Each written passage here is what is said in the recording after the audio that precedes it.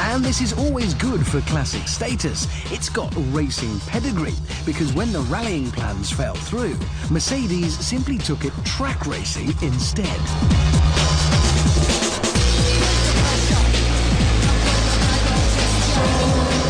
In the 1990s, it clocked up 50 wins and a German touring car championship. In fact, in its day, Martin Brundle said this had one of the best handling saloon car chassis anywhere in the world.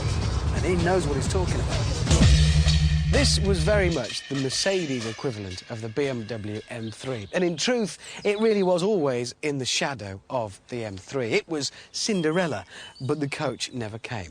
But you know, that underdog factor is part of its appeal. Next to this, the BMW looks a bit, well, obvious. Tempted? Well, if you are, you're best off going for one in black or silver with an automatic gearbox, which is why I'm driving a pink one with a manual box, obviously. In a few years, these two will be proper, all-the-medals classics, without the beady image, the rampant engine failure, and the moss on the seats. So my advice is, buy one now, before everybody wants them. And that brings us rather neatly onto something new. It's this, our classic wall. Now, we already have the cool wall. This works in the same sort of way, but on this side, we've got cars that we think will become classics in the future, and on this side, the ones that won't. The Crocs. Now, I've set the ball rolling with these two then, the VW Corrado that we saw and the Mercedes. There you go, there.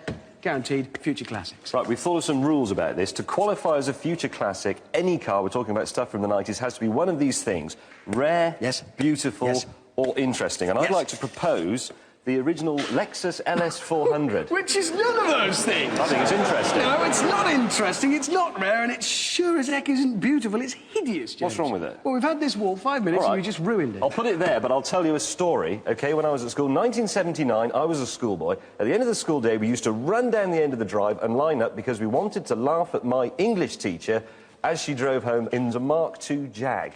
Yes, but that can go... I mean, that became beautiful. That never will. It belongs there. Well, I've got one here, OK? The Citroën XM. Oh, for God's Bear sake. with me. It is red. I'm sorry. That goes there, and we'll explain why in a minute, James. Would anyone like to hazard a guess why the Citroën XM was rare? Now, Jeremy, can I ask, what's that?